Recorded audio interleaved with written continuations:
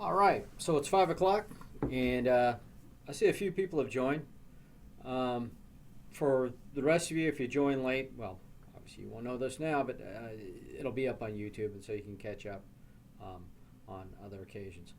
Anyway, tonight what we're going to talk about is just the initial, um, you know, how the course is going to be run, and some kind of overarching aspects of personal finance. Just for you, some of you who may not have caught it, there was an error in the syllabus. They are on the 11th edition now on the personal finance. If you have 10th edition or the other editions, that's fine. Obviously not a whole lot has changed. This isn't computer technology here. There's a personal finance. There's nuances and stuff, but both editions are pretty close. So don't worry about that. I will send out a revision in terms of the problems for the assignments, and those assignments will be turned in via Blackboard. So it's going to, whatever, since we're going to have different editions and the page numbers vary slightly, we'll just need kind of a little sheet to keep everybody straight on what's going on in terms of what's due and when it's due. But no worries. In terms of deadlines and suspenses and stuff, I'm not really hard over. I'm more interested in you getting the work done. People are taking, people take distance education for a number of reasons, but most of the time it's because there's schedule conflicts or work schedules and the rest of it. And so I know, I'd rather see you get it done properly than not get it done at all later on. In terms of folks who are actually in the session here, if you've got any questions, you can always type down there in the chat box. It will show up, and these are the slides for tonight. So we got a fair amount of material. I am just going to sort of jump in, but in terms of an overview for for me, I've been here in Alaska for a few years. I was military, so like a lot of people, that's what kind of brought me up here. I raised Vizslas up in the corner. We've had a letter or two since. Chief, he tried to kill me once again today. He's a big Appaloosa, and then there's got some quarter horses too, and then a few daughters doing the standard Alaska thing. Let me see if I can bring this down just a little bit so we can get the whole slide in there. Not that critical that you see my daughter's fish, but just the same. For the other slides, it may matter. All right. I used to fly F14s and then Strike Eagles as well. My daughter, that was overseas. A few of the other horses, the red one there, that's her name, Red, creative, huh? She had the little filly there, Dakota, who is now a year old. So I need to redo these pictures, get a bit dated. Anyway, I also do some consulting for Booz Allen Hamilton. Associate with them, and then I own a business too, small kind of thing, Eagle River Equestrian, but sell a fair number of horse panels, and then a number of Bobcat tractors, things like that. Interesting stuff, but you have to be sort of agile and ready to jump on opportunities and knowing horses and the things that people need. It's kind of a nice business niche that you can kind of jump into in the summers. Because my daughter, she goes to Auburn, very expensive, but she can help pay for part of that by working. So, plus she doesn't whine because she's not getting, minimum wage, not punching the clock or any of that. So it's a little capitalism still in her. Personal finance. The thing with this is, you can get as much or as little out of those courses as you want. But, if you get little out of it, obviously you'll get not the grade you want, and you're not going to be financially literate at a point in your life when it can make a difference. I'm kind of the opinion that most people learn what's going on with finance and how to, how money works and all that kind of stuff. But if you learn those lessons later in life, they're of little use to you, because the time value of money, that topic right down there at the bottom, if you don't have time for your money to work for you, you're going to get clobbered. Your friends are going to be enjoying a pretty lavish lifestyle. Not to mention, it's not all about greed, but it is about being comfortable and being able to make choices. And if your kid wants to go away to school and it costs a lot, and they can go to school here for free, you don't have to be whatever. The angry dad, you can just say, okay, yeah, whatever. That's what I do. So, time value of money, though, is a critical aspect, and we'll go through some examples later on. Some objectives, developing financial goals, looking at factors, money situations. If I seem like I'm rushing through it, I'm trying not to, but again, we've got pretty much 2 chapters a night. So, what we're going to do is we'll go through this stuff by about an hour's worth of lecture, and then there'll be homework and a project and some other things to get done. The project, which I'll touch on later, project is actually kind of, I think it's fairly useful, because what will happen in the project is you have a lot of control over it, and it's, if you're I don't want to stereotype everybody, but let's say you are a sort of a struggling college student, working some job because your primary emphasis is on school. I wouldn't get too wrapped up about 401ks and your big financial plans, because you're not at that position in your life. So what we do is, for the purpose of the project, if you're in that sort of situation, pick a time about 5 years out. Use some resources online, kind of figure out about what you think you'd be making in terms of a salary, and use those sorts of planning factors. Kids and the rest of all that stuff adds up. So anyway, we'll talk more about the project later, and it's also addressed in the syllabus. Financial planning process. So again, everything's got a process, and really, it does affect everything. In terms of advantages, you want to be in control. You want to be somebody who's got the resources to, make decisions. Interpersonal, improve personal relationships. Yeah, money isn't the answer to everything, but if you're stressed over money, a lot of times that doesn't do well. And financial worries. I'm not talking about what color Ferrari you're going to get, or you can't afford the one you want. I'm just talking about if you're in survival mode, that's not good, and you will stay in that sort of mode because if you're somebody who's going to not be able to pay off your credit cards and the rest of that, you'll never get ahead, and you'll be stuck in that situation your entire life. So you don't want to end up there, and we'll talk about ways to get around that. So again, 6-step procedure, goals, identify and evaluate alternatives. Everything, every problem in life could kind of be brought down to this, planning process where you review and then you move on. But you need to have some sort of a plan to get along. Current situation. So again, the usefulness of again, depends where you are in your life. But if you're a struggling college student, your current financial situation is probably pretty grim, but that's to be expected. You're making sacrifices to get ahead later, so that's actually prudent. But anyway, at some point, when you're ready to move forward, you need to look at where you stand and look at your financial goals and your potential earning power. And again, you will make some small sacrifices now, but due to the time value of money, it's going to be huge. So anyway, we'll go through some examples. Again, I think this thing is kind of, let me move the chart down just a little bit. Okay, so anyway, financial goals, feelings and so. I'm not really a touchy-feely kind of person, so I'm not going to go into too much of that part. But effects of the economy on your goals and priority. People are always making money. George Soros makes it when economies have collapsed. Buffett's always making money. Certain people, depending on their strategies, will always do well. But the economy, especially for you all, being as what the job market is, it's going to be tough. But don't worry, as a college graduate, the real unemployment for somebody in your situation is just very, very, very low.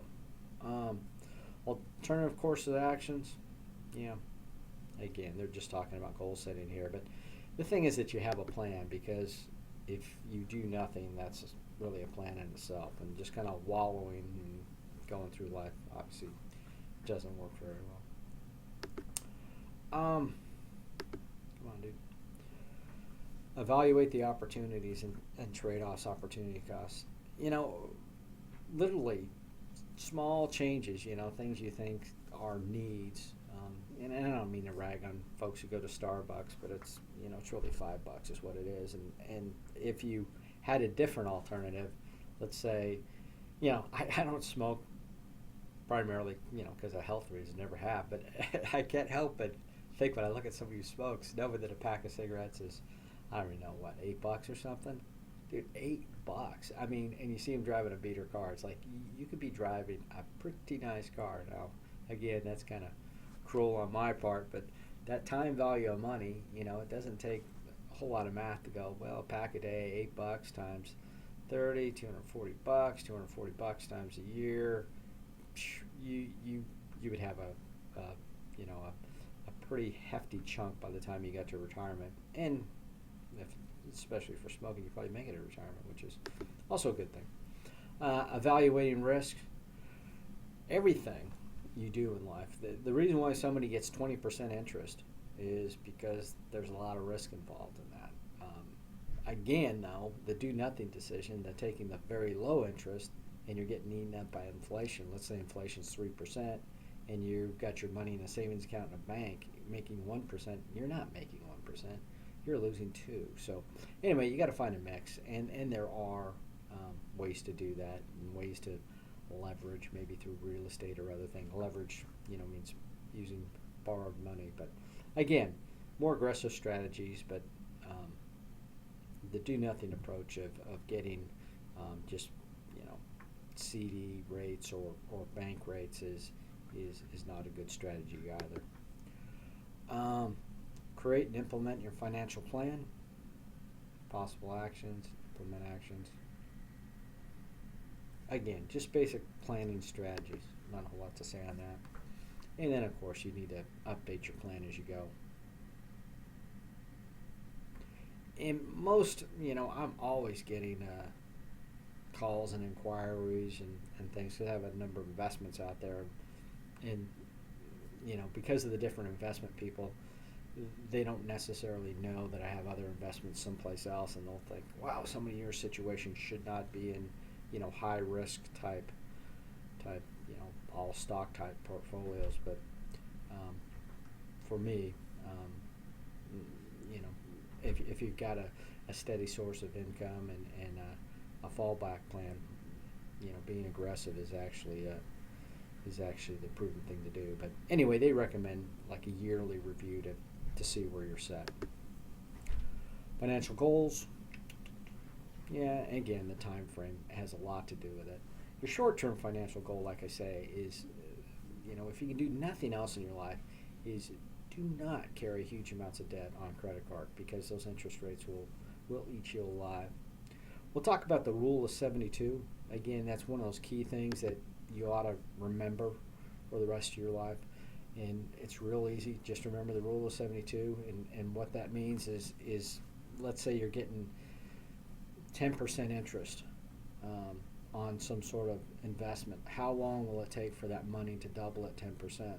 Well, that's how the rule of 72 works.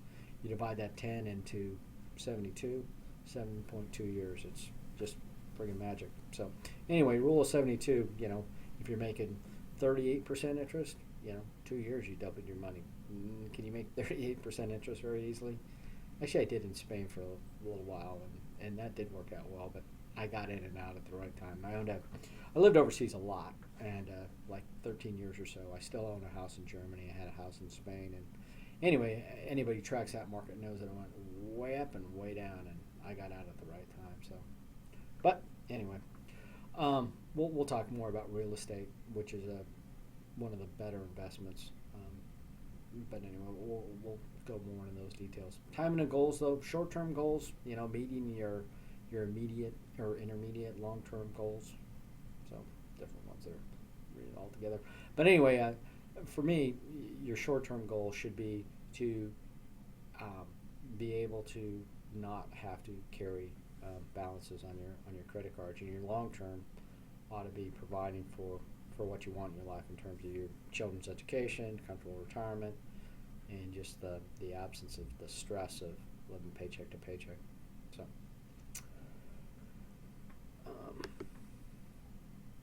So goal setting, specific, measurable, action-oriented, realistic, and time-based. So again, acronym is smart. But yeah, just goals that are just too vague are not going to be measurable. You aren't going to be able to assess that once a year to figure out whether you're getting any closer. Things are going to change in your life, and that's what I say. The plan that we'll work on for your term project will kind of take into account those changes. And there's lots of things you can do now. When you're, and assume again, most of you, may not even have kids yet, and some of the college savings things that are available to you, either 529s or transfer to minor acts or state programs, it can make a huge difference and greatly improve your life. Economic factors. Again, it's tough to assess, but people think it's strange. You would not have expected it given the political situation, but the stock market is just killing it, and it has been. This year's kind of not as good, but I just sold some Twitter today. I made decent amount of money on that. But anyway, things are still going up, and it really has to do with that last bullet, the Federal Reserve Bank, because you can't really justify the stock market growth based upon the robust economy and jobs and all that, because it's not there.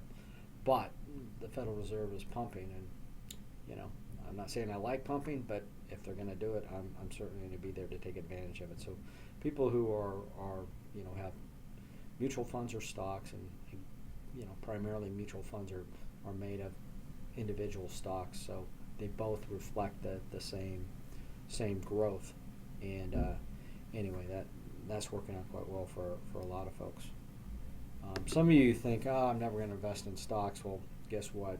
If you work for almost any company, you're going to be involved in some sort of 401k, and 401ks are a tax-deferred method that usually have mutual funds. So you'll end up in the stock market, and it will make a difference to you at some point.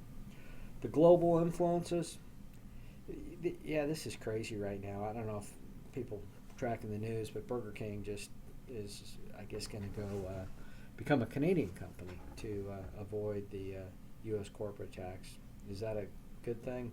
Obviously not, but can you blame them? I mean, the U.S. corporate tax is pretty much one of the highest in the world. So, I mean, Canada is not known as a low-tax place, but I believe it's 10, 15 points less in terms of corporate income tax. So those things may change, but obviously, somebody working at Burger King locally is not really going to see a great difference that it's now a Canadian company. Economic conditions, consumer prices, spending, interest rates, money supply. So all these things are what we sort of talked about, or at least I've been referring to. The money supply, the Federal Reserve Bank, controls the money supply, and then they control interest rates. So if you're getting that feeling that the government's got a huge impact in the stock market, that's kind of the case. And so it is a sort of a dangerous, not dangerous, but if you see a company come out with a new product and it looks like a great company, expect the stock price to go way up. Sometimes there's more to it. Sometimes it has to do with the bigger economic situation. Sometimes it has to do with the fact that investors have already factored that into the price. And so picking individual stocks is it's fun, but it's difficult and more complex than it would appear. And then all these other things regarding the money supply and interest rates, they affect consumer prices. They also affect what you're going to find acceptable in terms of a return on investment. So again, don't be overwhelmed. We're going to go through this stuff in detail over the course throughout this semester. One thing too, when I talked about the economy, when I'm saying jobs aren't great and the economy's not doing well, this is something that's kind of interesting. This is the unemployment rates and the against the labor supply.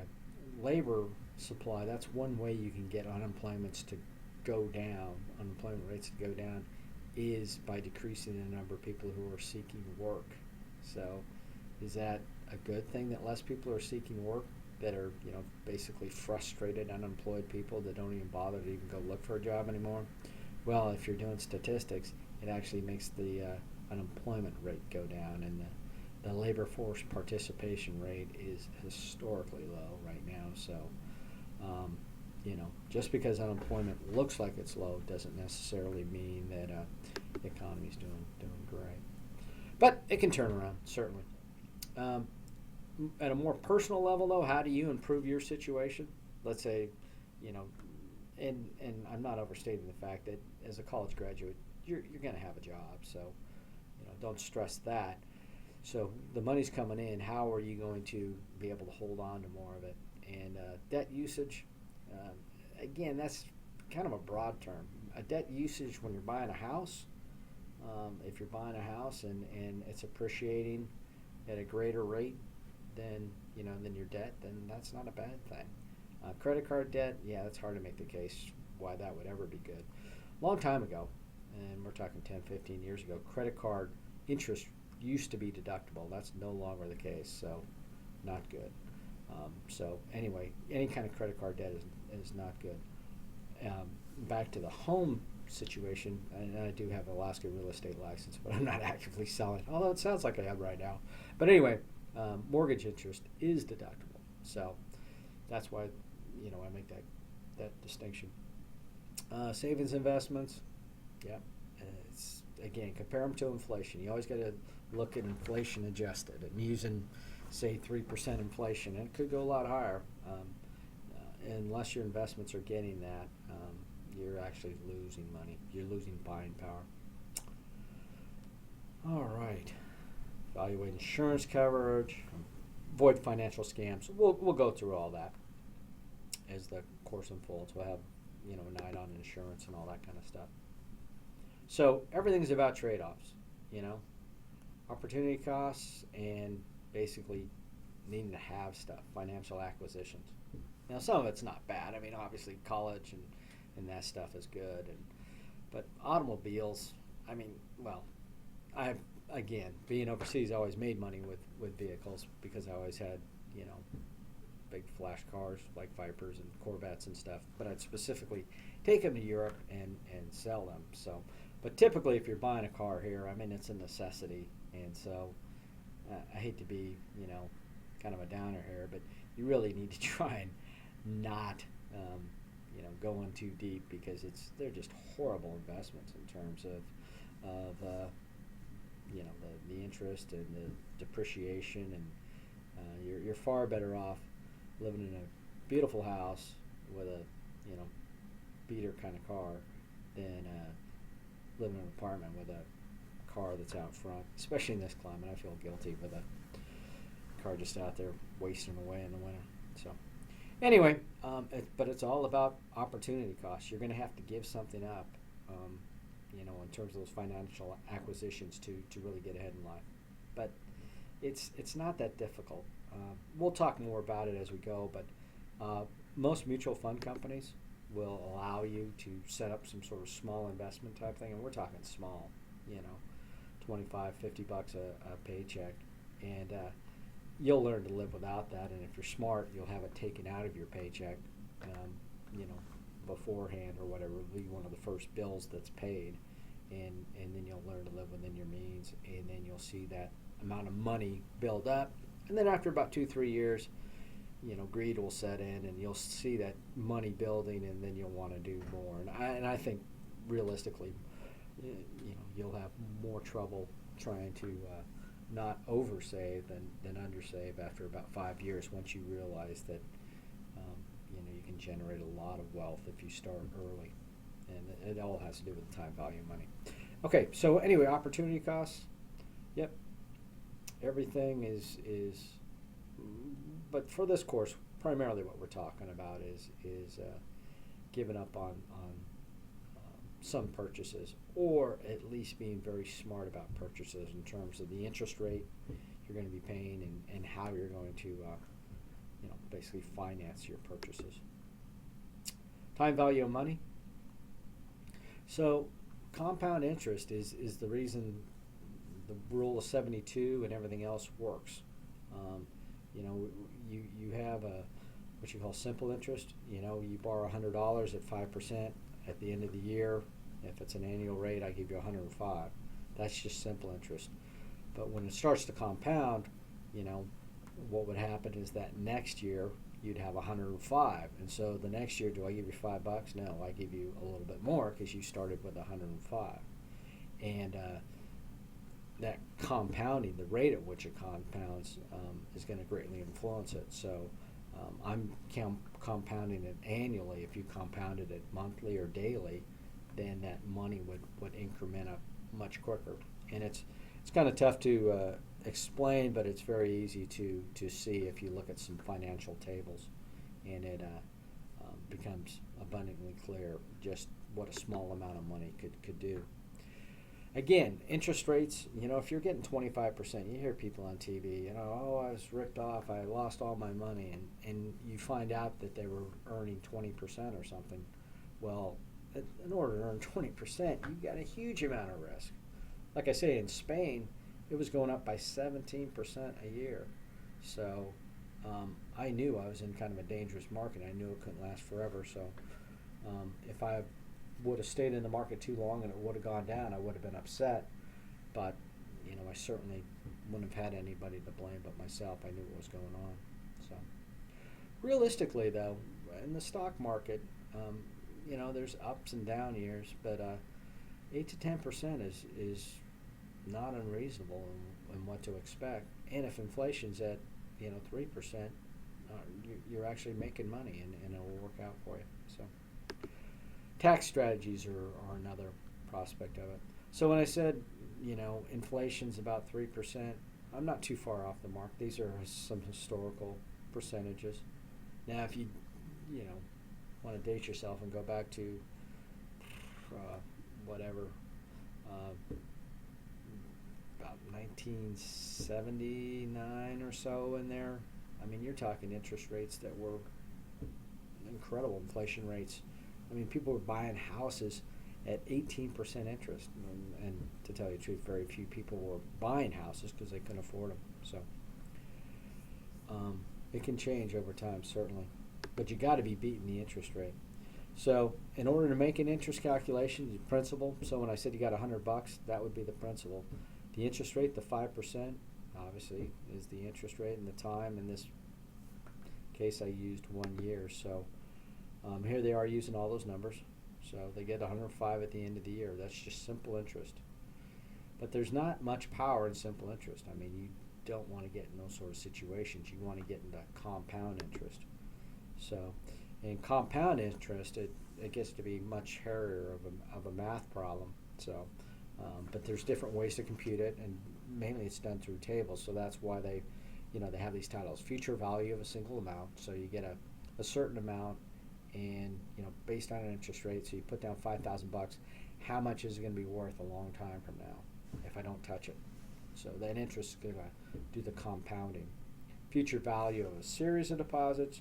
You're going to put in $500 a month forever, not just one lump sum. You're going to keep adding to it, and that's also called annuities. So present value of a single amount. So now you're working the other way. I want to have $5,000 20 years from now. Given an interest rate, how much do I need to start with? $300, something like that, and with all that compounding, it's going to be worth that much. And present value of serious deposits, same thing. But if I put $5 away every month, well, you'd have to.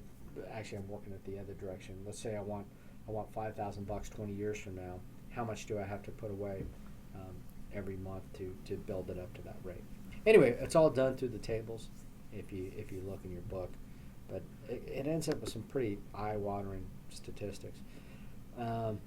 Different people do it different ways, but most of it is done.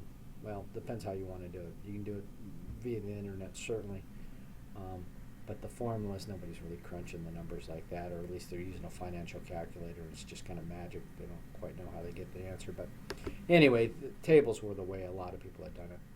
So, okay, when I was talking about the time value of money, and this is why, becoming financially literate at, at a young enough age when you can take advantage of it is critical. You know, here they got a 20-year-old person, one time $5,000. So she's put it in a retirement account, Roth IRA. Don't worry about that. We'll talk more about that later. But anyway, she's going to get 8% per year on it. Um, how much will that 5,000 grow to? So 160,000 by the time she's 65. So all she did was put that thing in there and let it go. So a single amount. But if she waited till she's 39, that's not my age, but anyway, 39, it only adds up to 40 grand. So you can see that time makes a huge difference. In this case, it's the example is Brittany, $5,000 annual contribution. So she's paying more in there. She'll have 1.9 million, which is kind of nice. Got that going for you. The thing about that though is, like, wow, if I had $1 million or $2 million in that case. Well, remember what I said about the stock market. If you're saying you can comfortably expect to get maybe 8 to 10%, and there's some inflation in there that is eating into that buying power. But let's say you're getting a true rate of well, let's just for round numbers, 10%. If you had $1 million or $2 million in this case, and you're getting 10%, that's 190,000 a year, and you're not touching the principal. Now, most of us may not have that much, but just $1 million, and given a regular interest rate, say an overall rate of let's say 8%, $80,000, that would kind of work, and then you could start. Hey, I'm 70 years old. Something bad may happen. I'm not 70, but anyway, if somebody were 70, they could start jumping in and starting to eat up that principal, because they know that they're not going to be around that much longer, or they could start traveling. But anyway, you just have a whole lot of options, but you need that nest egg. You need that critical mass in which to have that interest and time value of money work for you. Achieving financial goals. Again, we went through all this, the strategies, flexible spending plan. Counting your money is no fun. I would rather concentrate on the on the income side. If you can do more, obviously that's why we're in college, to get a higher salary. But a rigid plan is probably not something you're going to be able to stick with. You're probably going to get frustrated. You're probably going to abandon it. So you're not doing yourself any favors. You need something that's got some flexibility with it. Some of this planning software, we'll talk more about it, Quicken and some of these other things. If you're into that, that's great. I do kind of a reverse budgeting. I look more at what my outlays were for the previous month and see if there's any changes. But that's also good because I spend just about everything via credit cards to build up the miles and other stuff, and just so I don't have to carry around a bunch of change and stuff. But anyway, if you do it that way, then you can also detect any fraud, any bogus charges. So that's good. Good financial habits, tax and investment alternatives. The time to do your taxes is not April 15th. They're not anywhere near it. You want to do it, for taxes that you're going to be paying next April. You want to be looking at that now, if not beforehand, and then kind of reviewing it just before the end of the year, so you can make changes if necessary. You can sell stock. You can make changes to your finances to take advantage while you still have time to act on it. By April, well, once you get beyond the first of the year, there's not a whole lot you can do. You can mess with your IRAs and stuff, but you can't make major financial decisions. I'm going to take a little break here. No, actually, this is in the spring. I teach this in a classroom setting as well. So I know you all can take your breaks as you go, and you don't want to be here all night. So I will press through this. And what we're talking about here, we're about 35 minutes into it, but this next section is going to talk about career planning. So this, what we talked about there in the first part was just kind of a broad overview of personal finance and kind of on the outgoing side. But financial aspects of career planning, this is more on the intake side. How do you get that money? And it's a lot of you are already into your college career where you've already got a chosen career, but obviously you can change it up a bit. But you need to line yourself up with something that you enjoy. I mean, like I say, I work at 2 or 3 different things because I enjoy all of them, and I enjoy the variety. To do one thing would be kind of boring. And anyway, you need to be pretty versatile. So, in terms of objectives, we're going to talk about associated with career planning, employment opportunities, search strategies, legal concerns related to obtaining employment, and where to look for where growth is going to occur. When we talk about a job and a career, the reason I went in the Air Force was obviously to fly at that point. I did, 10, 11 years of the flying bit, and then more in the strategy and the communications business, and then started progressing into business and started teaching on the side even back then. So that all worked out. But I've always been fortunate enough to have a career at least since post-college. Prior to college, it was all jobs, and I probably had at least 30 of them. And I've done everything from, feeding cows to all the restaurant kind of Joe jobs. And anyway, so the grass is certainly, greener on the career path. I know enough about the other jobs to stay away from them, So anyway, hopefully you'll end up in a career field that you enjoy. And what we're going to talk about here is sort of the work life. This can be taken to extreme. Sometimes in Europe it's just crazy. Some of the we would view it as crazy. It's just hard to get anything done. I mean, again, when I was in Spain, I worked with people who were working in the Spanish space program, and I can't believe that was a very fulfilling job for these folks, because you never hear much of Spanish space exploits, but they had a comfortable lifestyle. They would never open up the gate till about 10 in the morning, and they were gone by about 2, but they never quite hit critical mass. So when I left Spain, I was there 4 years, and I was kind of ready to go because it was just people are sort of meant to work. There's a sense of fulfillment you get out of doing something and accomplishing something. And anyway, just did not see a lot of that there. So, some of you are going to have some specific technical skills. Maybe they're medical, maybe they're, mechanical. And then other people are just kind of jack of all trades, general skills, manager type folks. Not to say there's not some science involved in that, but, it depends what you're looking for. Most people, though, you want to have a little of both. Actually, is the best combination. Aptitudes, what you're good at, what you're interested in, personality, and SWOT analysis, strengths, weaknesses, opportunities, and threats. Just sort of a tool, SWOT analysis, to guide you in the right path. In terms of planning, again, this looks a whole lot like the financial planning guidance that we talked about earlier, where you come up with a plan, you implement it, and then you review it, and that's how it works.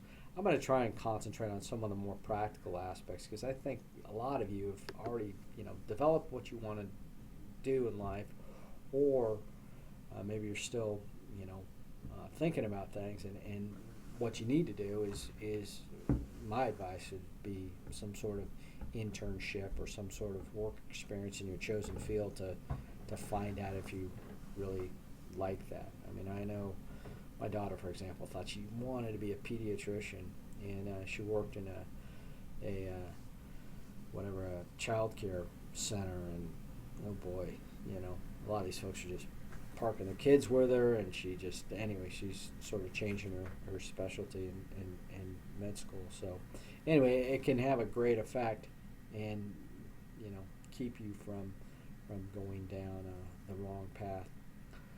Social influence, economic trends, yeah, all that's important. Demographic trends, we all know this. People are living longer.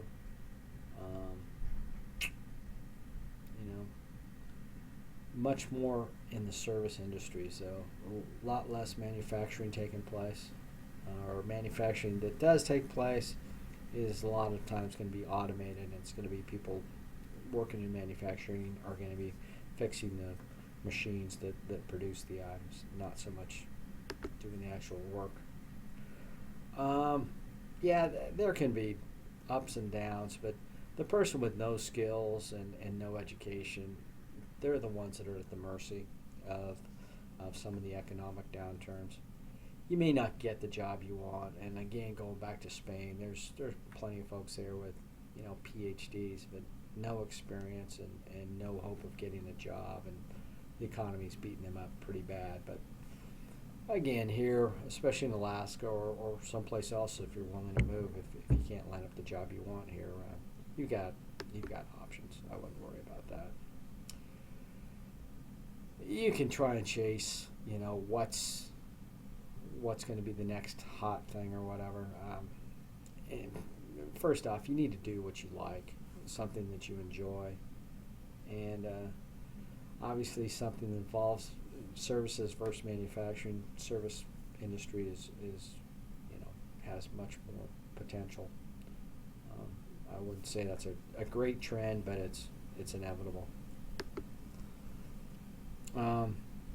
Part-time employment, again, just to go in there in kind of a non-threat environment and find out a little bit about it. Again, doing things like my daughter at 1.2 wanted to be a vet. You'll never meet a more disgruntled group of folks. I mean, they're great people, but man, they're not quite doctors. They don't quite get paid the same, and they do a lot of the same education, and so some of these guys are just bitter. And anyway, again, that's what steered her towards med school. She may change her mind again, just like some of you may. But anyway, you get out there and you do some internships, some projects, and you are in much better shape than somebody who just zooms through college and jumps into some job and knows nothing about it. Contacts, online sources. I'm not going to preach to you about online things. You're as literate at that as anybody. The old school kind of network, though, the business contacts, which you may develop through the internships and things like that. Those are huge. Library, I'm not sure you're going to find a lot of help there anymore. Placement office, depends on the people you run into. But again, networking, and now you have some sort of technology to help you out, LinkedIn and things like that will do real well.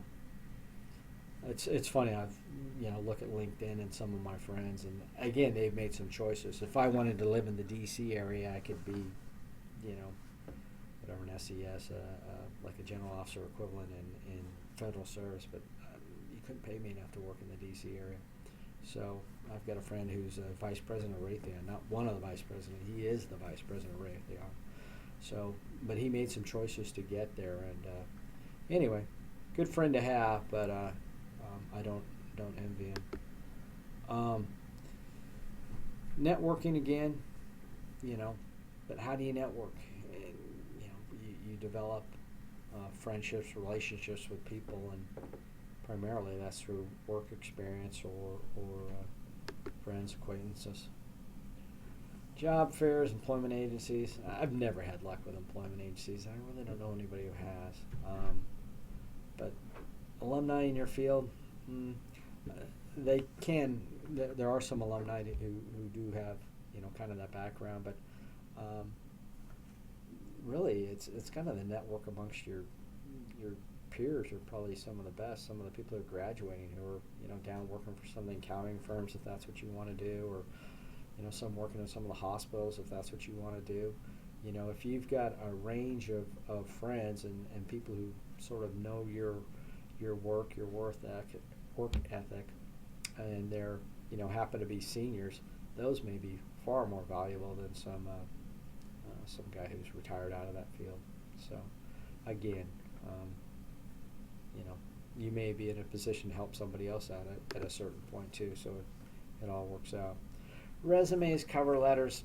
Okay, in the book they're going to talk about different strategies, but my point would be that each industry is different, each company is different, what they want. Some companies just simply throw away cover letters. Some companies, the resume is everything.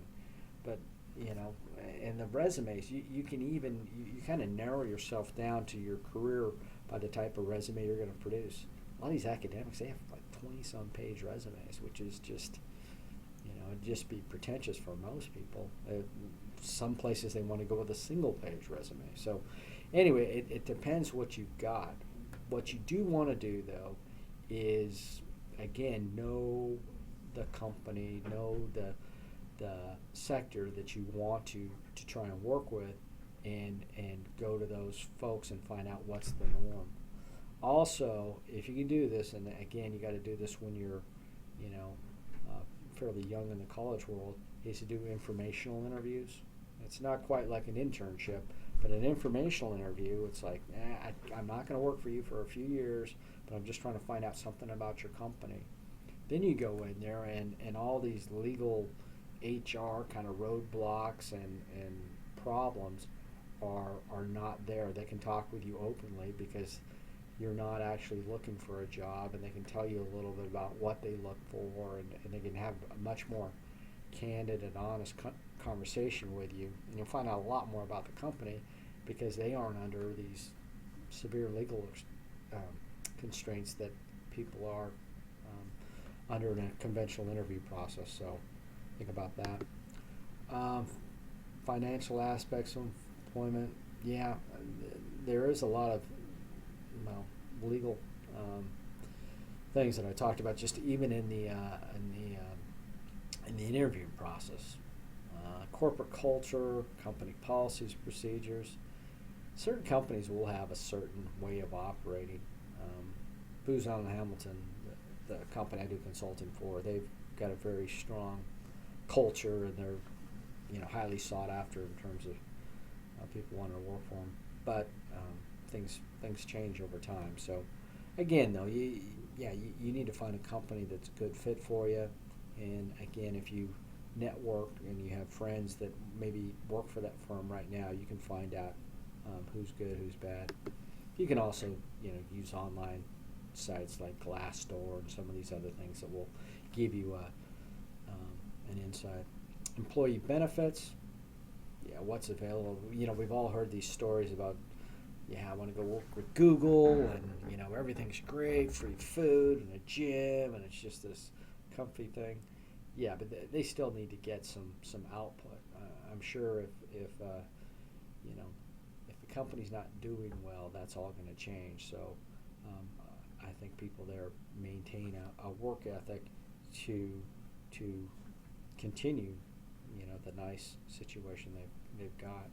But there's a lot of employee benefits now that are what they call cafeteria style, as a list there, and that's just where you sort of have to pick and choose, which is another reason for this course, because knowing what benefits you want to take and what's a good deal, what's not a good deal, how you want to structure your life, you've got a lot more control. It's not, gone are the days of you go to work for a company and this is our benefits package, deal with it.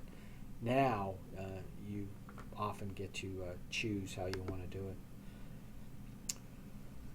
Career for a lifetime, hopefully. Skills, aptitude, yeah.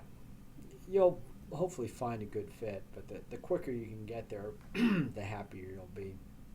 And you may also, at a certain point, want to change. I could have stayed in the military for a long, long time, but that's not for me. Stages of career development. Okay, again, you're gonna kind of grow as you go through it, and I don't have too much to add over the slides. long term, yeah, you got to keep up in your world, especially if it's changing. You know, technology is going to change. I'll tell you what. A lot of times, all the changes really is the buzzwords. At least in some of the consulting work I do. Career paths, mentors. Mentors for me, it's kind of a bad taste because I don't know. Mentors kind of seem like an excuse for sometimes some of the good old boy network. So if there are genuine mentors, that's great. But for the most part, I've seen, I know a lot of folks who have gotten ahead because their family, their uncle, their somebody kind of pushed them along, and good for them. But I wouldn't necessarily suggest that as a career path. People change careers all the time. Not a big deal. Most of your benefits, you want to look for portability, 401ks, things like that, where you're not taking retirement from that company. You've got a more generalized kind of system. So it's just a fact of life. Your life will change. If you're married, your spouse's life change. And now you're off moving around doing whatever. So it just happens. Companies get bought up, they get sold. Yeah, okay. I'm not going to get involved in your personal life in terms of telling you to sleep and exercise and all that. Kind of gets back to my example with smoking, Don't do it. There we go. Developing a resume. Resumes are, first off, you can't have a resume. I mean, just a resume isn't it. With the ease of word processing and everything else out there, you need to try and tailor your resume to the specific job. And a lot of times what used to be a situation where you had a resume and you had this tailored cover letter, at least in the industry I'm familiar with, cover letters get tossed.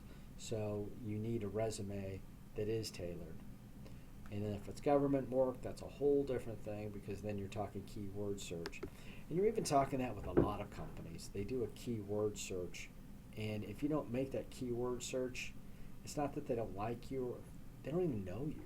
They don't even see you. The resume doesn't even make the cut. It just gets tossed by the computer because it didn't have enough keywords in there. So if you actually want to get seen by a person, you need to match the language in your resume to what's in the job advertisement or in that industry. So ways you can set up resumes, chronologically, functionally, targeted, and e-resumes. So again, I'm not a huge proponent of, whether it's, most of the time they want to see something chronological. It does need to be targeted. So I would think that most of the time I do it by a chronologically targeted method and work some functionality into it. So e-resumes, a lot of times what you're going to end up doing is having your resume and plugging it back into a form that's compatible. Industry is often under pressure to, just to standardize things. So they'll want you to plug into their certain form. And then they'll usually give you the opportunity to also attach the resume. But it just involves a lot of cutting and pasting. Not a big deal. Resume preparation. Limit your resume to one page.